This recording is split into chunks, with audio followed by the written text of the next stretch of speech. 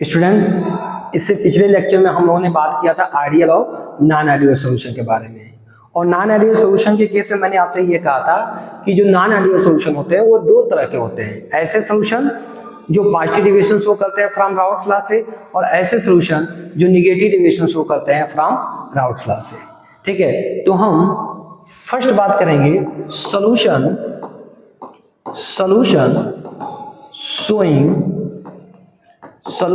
showing positive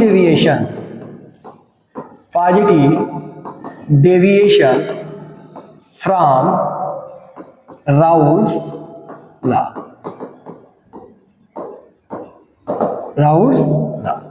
ठीक है, अब देखिए student, solution showing positive deviation from routes law क्या है।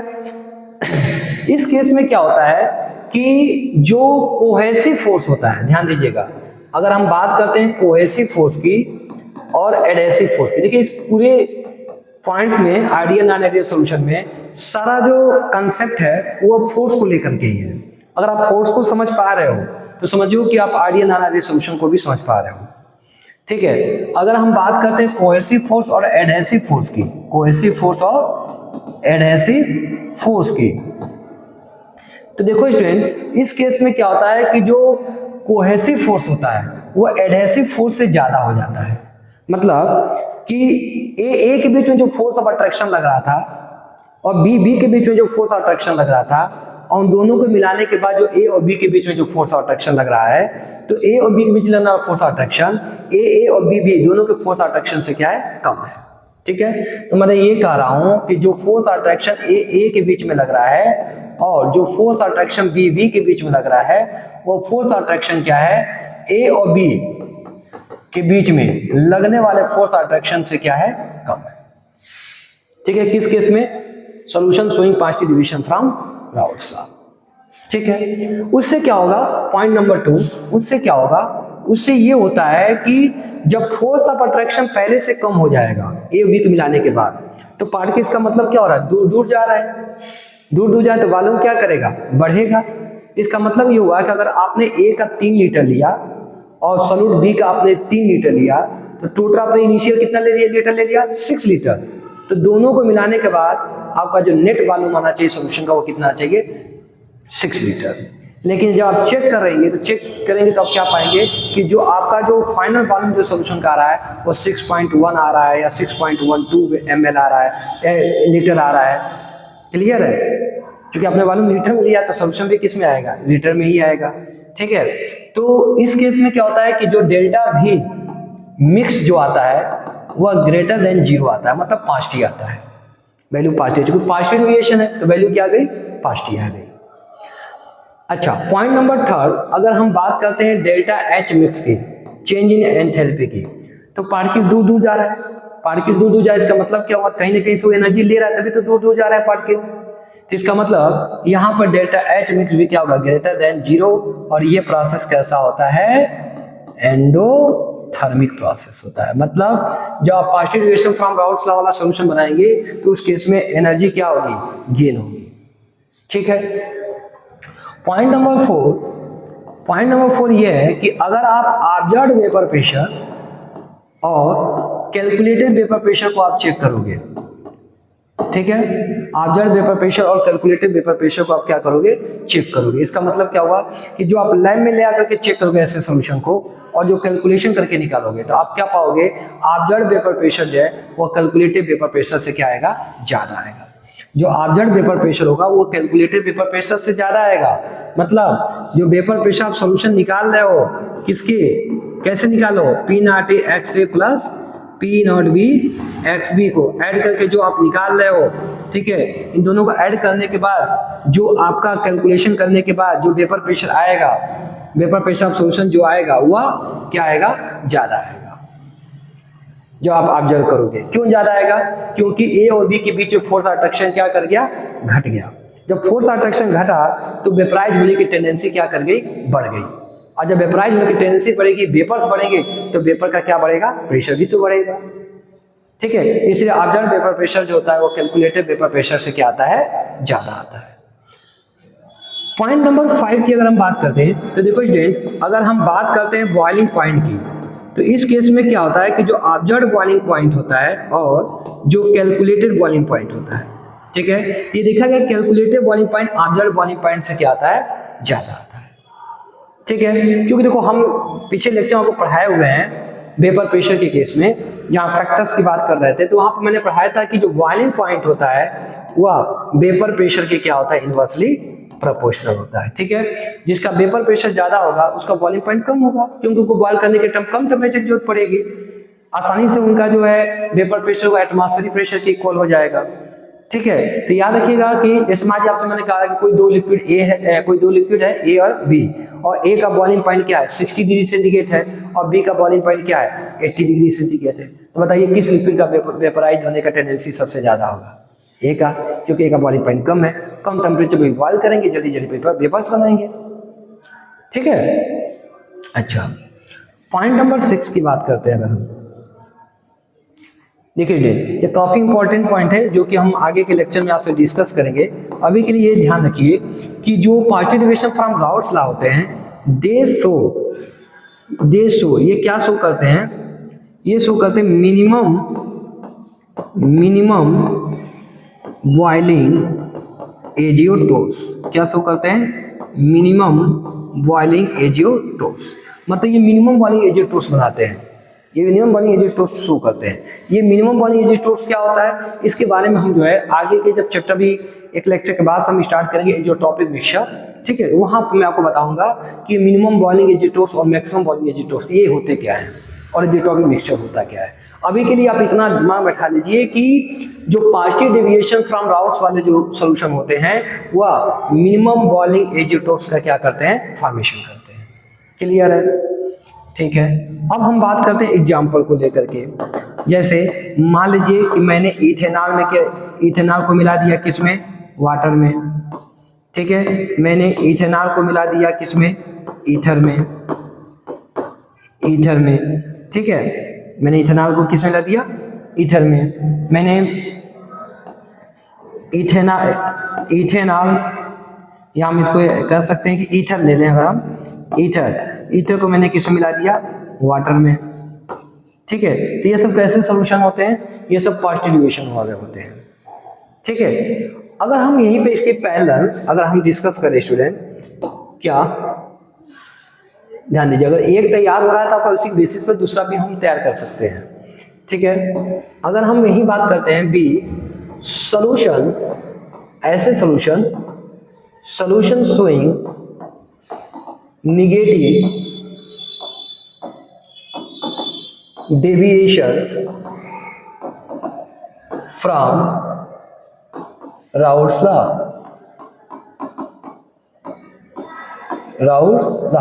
Solution showing negative deviation from Raoult's law. तो ऐसे केस में क्या होता है स्टूडेंट, ऐसे केस में ये देखने को मिलता है कि जो कोहेसिव फोर्स होता है, कोहेसिव फोर्स मतलब सेम पार्ट के बीच में लगने वाला फोर्स, और जो एडहेसिव फोर्स होता है, एडहेसिव फोर्स मतलब डिफरेंट पार्टिकल के बीच में लगने वाला फोर्स, अगर इनके कंपैरिजन किया जाए तो एडहेसिव फोर्स कोहेसिव फोर्स से ज्यादा आता है, मतलब ए और बी को मिला देने के बाद ए और बी के बीच फोर्स अट्रैक्शन क्या कर जाता है, बढ़ जाता है। मतलब अगर जो फोर्स ऑफ अट्रैक्शन ए के बीच में लग रहा है, जो फोर्स अट्रैक्शन बी के बीच में लग रहा है, दोनों को मिलाने के बाद जो force of attraction A B के बीच में लग रहा है वो फोर्स अट्रैक्शन क्या कर गया, बढ़ गया, मतलब पार्टिकल क्या आ गए, पास, जब पार्टिकल पास आएंगे तो वॉल्यूम क्या करेगा, डिक्रीज करेगा। मतलब ऐसे केस में क्या होगा कि डेल्टा भी मिक्स क्या होगा, लेस देन 0 होगा, मतलब निगेटिव होगा। और चूंकि जब पार्टिकल पास आ रहे हैं, फोर्स अट्रैक्शन बढ़ रहा है, तो एनर्जी क्या होगी, रिलीज होगी। इसका मतलब क्या हो गया कि ऐसे केस में डेल्टा बी मिक्स जो होगा वो भी क्या आएगा, लेस देन 0, मतलब निगेटिव आएगा। निगेटिव मतलब यह प्रोसेस कैसा होगा, एक्सोथर्मिक होगा, मतलब ऐसे सोल्यूशन बनते समय एनर्जी क्या होगी, रिलीज होगी। कैसे सोल्यूशन, जिसमें सॉल्यूट और सॉल्वेंट मिलान का फोर्स अट्रैक्शन पहले से क्या कर जाए, बढ़ जाए, मतलब एडहेसिव फोर्स कोहेसिव फोर्स से क्या हो जाए, ज्यादा हो जाए। पॉइंट नंबर 4 की अगर हम बात करते हैं कि जो ऑब्जर्व्ड वेपर प्रेशर होता है, और जो कैलकुलेटेड वेपर प्रेशर होता है। अगर दोनों में कंपैरिजन किया जाए तो जो कैलकुलेटेड वेपर प्रेशर होता है वो ऑब्जर्व्ड वेपर प्रेशर से क्या आता है, ठीक है। जो कैलकुलेटेड वेपर प्रेशर होता है, जो आप कैलकुलेशन करके वेपर प्रेशर निकालोगे और जो आप ऑब्जर्व करके जो वेपर प्रेशर निकालोगे, तो आप क्या देखोगे, आप ये देखोगे कि जो ऑब्जर्व वेपर प्रेशर आएगा और जो calculated vapour, observe vapour pressure calculated vapour pressure से क्या आएगा, कम आएगा। ऑब्जर्व वेपर प्रेशर जो होगा वह कैलकुलेटेड वेपर प्रेशर से क्या आएगा, कम आएगा। देखिए स्टूडेंट, यहाँ पर जो ऑब्जर्व वेपर प्रेशर होगा वह कैलकुलेटेड वेपर प्रेशर से ज़्यादा होगा। ओके ना, इसको थोड़ा देख लीजिएगा। Observe vapour pressure calculated vapour pressure से ज़्यादा आएगा। क्यों ज़्यादा आएगा, क्योंकि एडहेसिव फोर्स कम है। अगर एडहेसिव फोर्स कम है तो ए और बी के बीच फोर्स अट्रैक्शन क्या कर रहा है, घट रहा है। तो घट रहा है तो वेपराइज होने की टेंडेंसी ज़्यादा होगी, तो ऑब्जर्व वेपर प्रेशर ज़्यादा आएगा। जबकि इस केस में क्या होगा कि ऑब्जर्व वेपर प्रेशर कम आएगा। क्यों, क्योंकि ए और बी को मिलाने के बाद ए और बी के बीच फोर्स अट्रैक्शन क्या कर रहा है, घट रहा है, बढ़ रहा है, और पार्टिकल पास आ रहे हैं, तो वेपराइज होने की टेंडेंसी क्या करेगी, वेपराइज होने की टेंडेंसी कम होगी, जिससे वेपर प्रेशर भी क्या आएगा, कम आएगा। पॉइंट नंबर 5 अगर हम बात करते हैं कि जो ऑब्जर्व्ड बॉइलिंग पॉइंट होता है, कौन सा boiling point, observed boiling point, और जो कैलकुलेटेड बॉइलिंग पॉइंट होता है, अगर इन दोनों में डिस्कस किया जाए तो जो हमारा जो ऑब्जर्व्ड बॉइलिंग पॉइंट होगा, ठीक है, और जो कैलकुलेटेड बॉइलिंग पॉइंट होगा, उसमें अगर डिस्कस किया जाए तो ऑब्जर्व्ड बॉइलिंग पॉइंट क्या होगी, कैलकुलेटेड बॉइलिंग पॉइंट से क्या आएगी, कैलकुलेटेड बॉइलिंग पॉइंट से क्या आएगी, ज्यादा आएगी। क्यों, क्योंकि ए और बी के बीच फोर्स अट्रैक्शन क्या कर गया, बढ़ गया, ठीक है। यही रीजन है कि यहाँ पर क्या होगा, कैलकुलेटेड वेपर प्रेशर ज्यादा होगा और ऑब्जर्व्ड वेपर प्रेशर क्या होगा, कम होगा, ठीक है। अच्छा, यहाँ पर अगर आप बात करिए कि वेपर प्रेशर सॉल्यूशन जो है, जो P not A X A और plus P not B X B के सम की इक्वल आ रहा था, वो वैल्यू क्या आएगी, जो सोल्यूशन का वेपर प्रेशर क्या आएगा, तो जो नेट सोल्यूशन का वेपर प्रेशर आएगा वह क्या आएगा, कम आएगा, क्या आएगा, कम आएगा। क्लियर है। पॉइंट नंबर 6, ठीक है, पॉइंट नंबर 6 ध्यान दीजिएगा स्टूडेंट। अगर पॉइंट नंबर 6 की बात कर रहे हैं तो ये जो होते हैं दे शो, क्या शो करते हैं, तो दे शो मैक्सिमम बॉइलिंग एजियोट्रोप्स, दे शो मैक्सिमम बॉइलिंग एजियोट्रोप्स। ये मैक्सिमम बॉइलिंग एजियोट्रोप्स का फॉर्मेशन करते हैं। जो ऐसे सोल्यूशन होते हैं, कौन सोल्यूशन, निगेटिव डेविएशन वाले, वो मैक्सिमम बॉइलिंग एजियोट्रोप्स का क्या करते हैं, फॉर्मेशन करते हैं, ठीक है। और अगर हम यहाँ पे कुछ एग्जांपल्स को लेकर के डिस्कस करें, जैसे आप देखते होंगे, आपके लैब में भी देखते हो कि जब टीचर जो है सल्फ्यूरिक एसिड और वाटर को मिक्स करके सोल्यूशन बनाता है तो एनर्जी क्या होती है, रिलीज होती है। जैसे कि आपका HNO3 प्लस H2O, ठीक है। जैसे कि एनिलीन, अगर आप एनिलीन को क्या करिए, फिनाल में मिक्स करिए, ये भी सोल्यूशन कैसा होता है, निगेटिव रेडिएशन एनर्जी रिलीज होगी। जैसे एक सबसे फेवरेट क्वेश्चन है बोर्ड का भी, क्लोरोफॉर्म को, ठीक है, अगर आप एसीटोन में मिक्स करते हो तो ये भी क्या होता है, निगेटिव डेविएशन। कैसे था इसको देखिए तो, क्लोरोफॉर्म, क्लोरोफॉर्म क्या होता है, CHClClCl। हम जानते हैं कि क्लोरीन की इलेक्ट्रॉनिटी कार्बन से क्या है, ज्यादा है, ये सेफ पे इलेक्ट्रॉन को अट्रैक्ट करेगा, तो कार्बन पे इलेक्ट्रॉन की डिफिशियंसी होगी, जिससे वो हाइड्रोजन से विड्रॉ करेगा और हाइड्रोजन पर कैसा चार्ज आ जाएगा, पार्शियल निगेटिव। अगर वहीं हम बात करते हैं एसीटोन की, तो एसीटोन के केस में क्या होता है, यहाँ पर कार्बन ऑक्सीजन के बीच इलेक्ट्रॉनिक का डिफरेंस है और ऑक्सीजन से इलेक्ट्रॉन को अपनी विड्रॉ करेगा, इस पर आएगा पार्शियल निगेटिव, इस पर आएगा पार्शियल पॉजिटिव, और ये निगेटिव पार्टिकल एक दूसरे को क्या करेंगे, अट्रैक्ट करेंगे, और यहाँ पर कौन सा बॉन्ड बना लेंगे, हाइड्रोजन बॉन्ड। और आपको मालूम है हाइड्रोजन बॉन्ड क्या होता है, स्ट्रॉन्ग बॉन्ड होता है। हाइड्रोजन बॉन्ड कैसा बॉन्ड होता है, स्ट्रॉन्ग बॉन्ड होता है, ठीक है। क्लोरोफॉर्म जो होता है, क्लोरोफॉर्म के बीच में जो है, क्लोरोफॉर्म के पार्ट के बीच में जो है डाइपोल डाइपोल इंटरेक्शन होता है, और स्टोन के बीच में क्या होता है, डाइपोल डाइपोल इंटरेक्शन होता है। लेकिन जब दोनों को मिला रहे हैं तो इनके बीच में कौन सा इंटरेक्शन आ गया, हाइड्रोजन बॉन्ड। और हाइड्रोजन बॉन्ड जो होता है वह डाइपोल डाइपोल इंटरेक्शन से भी क्या होता है, स्ट्रांग होता है, जिससे लॉट अमाउंट ऑफ एनर्जी क्या होती है, रिलीज होती है। क्लियर है।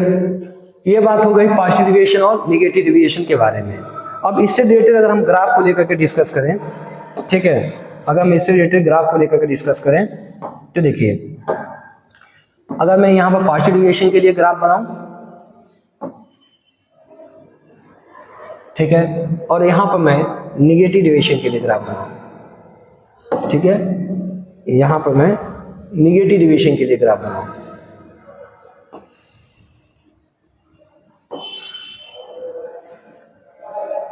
ठीक है, तो देखिए यहाँ पर हम क्या कर रहे थे कि अगर ए का मोल फ्रैक्शन 0 है और बी का मोल फ्रैक्शन क्या है 1 है, और लेफ्ट टू राइट जा रहे हैं तो ए का मोल फ्रैक्शन बढ़ के कितना हो गया था 1 और बी का मोल फ्रैक्शन कितना हो गया 0। ठीक है, मतलब लेफ्ट टू राइट जाते ए का मोल फ्रैक्शन बढ़ रहा है, बी का मोल फ्रैक्शन घट रहा है। यहाँ पर आते थे ए का मोल फ्रैक्शन 1 हो गया, बी का मोल फ्रैक्शन क्या हो गया 0। ऐसे ही जब राइट से लेफ्ट जा रहे थे बी का मोल फ्रैक्शन कितना है 0, तो जैसे जैसे राइट से लेफ्ट जाएंगे बी का मोल फ्रैक्शन बढ़ेगा, ठीक है, और ए का मोल फ्रैक्शन घटेगा। यहाँ पर आते थे ए का मोल फ्रैक्शन कितना हो जाएगा 0 और बी का मोल फ्रैक्शन कितना होगा 1। तो यहाँ पे मैंने किसको लिया मोल फ्रैक्शन को लिया। सेम वे में हम यहाँ भी बात कर रहे हैं कि यहाँ पे मैंने किसको लिया मोल फ्रैक्शन को लिया। ठीक है, यहाँ पे ए का मोल फ्रैक्शन ने क्या माना 0 और बी का मोल फ्रैक्शन कितना माना 1। यहाँ पर हमने ए का मोल फ्रैक्शन कितना माना 1 और बी का मोल फ्रैक्शन कितना हुआ 0। ठीक है, अब हम ये कर रहे थे कि अगर ये सोल्यूशन आइडियल रहता तो क्या होता कि जैसे जैसे ए का मोल फ्रैक्शन बढ़ रहा है तो ए का भी वेपर प्रेशर क्या करता बढ़ता, और यहाँ पर आके ए का वेपर प्रेशर कितना हो जाता P0A, और बी का जैसे जैसे मोल फ्रैक्शन बढ़ रहा है तो बी का भी वेपर प्रेशर क्या करता बढ़ता, और बी का मोल फ्रैक्शन बढ़ते बढ़ते वेपर प्रेशर बढ़ते बढ़ते क्या आ जाता P0B, और इन दोनों को मिलाएंगे तो क्या निकल के vapour pressure solution. Same condition यहाँ पर भी होगा। अगर हम बात करते हैं यहाँ पर वेपर प्रेशर, यहाँ भी बात करते हैं वेपर प्रेशर। ठीक है, ये हम लोग लिए थे ना आइडियल सोल्यूशन में भी। ठीक है, तो यहाँ पर क्या होगा जैसे जैसे ए का मोल फ्रैक्शन बढ़ेगा तो ए का वेपर प्रेशर बढ़ेगा, जैसे जैसे बी का मोल फ्रैक्शन बढ़ेगा बी का भी वेपर प्रेशर बढ़ेगा, और इस तरह से हम इन दोनों को क्या कर सकते हैं मिक्स कर सकते हैं। ठीक है, लेकिन अगर ये सोल्यूशन आइडियल है तो उस केस में क्या होता है थोड़ा समझिएगा।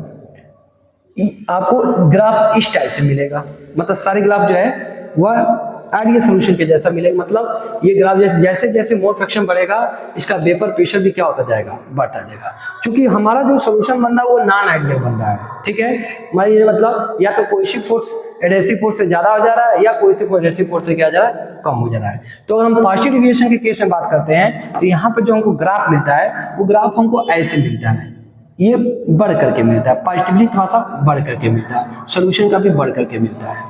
ठीक है, और वहीं निगेटिव वाले केस में क्या होता है कि ग्राफ थोड़ा सा जो है डाउन मिलता है, ये ग्राफ थोड़ा सा क्या मिलता है डाउन मिलता है, ये ग्राफ थोड़ा सा क्या मिलता है डाउन मिलता है। क्लियर है, ग्राफ थोड़ा सा क्या मिलता है डाउन मिलता है। चलिए चेक कर लेते हैं हम लोग यहाँ पे।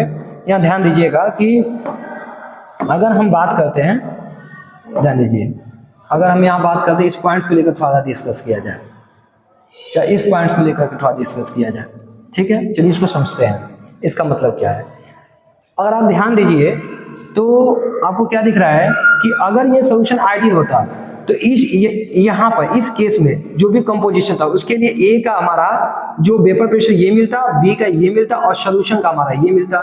लेकिन आप क्या देख रहे हो कि इस कंपोजिशन पे ए का वेपर प्रेशर मुझे इतना मिल रहा है और बी का वेपर प्रेशर मुझे इतना मिला और सोल्यूशन का वेपर प्रेशर हमको इतना मिल रहा है। जो मिल रहा है वो क्या मिल रहा है पहले से ज्यादा मिला है। ए का वेपर प्रेशर जितना मिलना चाहिए था उससे ज्यादा मिल रहा है, बी का वेपर प्रेशर जितना मिल रहा है उससे ज्यादा मिल रहा है, और सोल्यूशन का भी वेपर प्रेशर उससे क्या मिला है ज्यादा मिला है। ऐसा क्यों? क्योंकि ए और बी को मिलाने के बाद क्या हो रहा है, ए और बी को मिलाने के बाद जो फोर्स ऑफ अट्रैक्शन है वो क्या कर गया घट गया, मतलब वेपर प्रेशर बढ़ गया। लेकिन इसी केस में अगर यहाँ बात किया जाए तो देखिए यहाँ पर ए का वेपर प्रेशर मुझे इतना मिलना चाहिए इस कंपोजिशन पे, लेकिन ए का वेपर प्रेशर मुझे इतना मिल रहा है, बी का इतना मिलना चाहिए लेकिन इतना मिल रहा है, सोल्यूशन का इतना मिलना चाहिए लेकिन मिल रहा है क्या इतना, मतलब जितना मिलना चाहिए उससे क्या मिल रहा है कम मिल रहा है।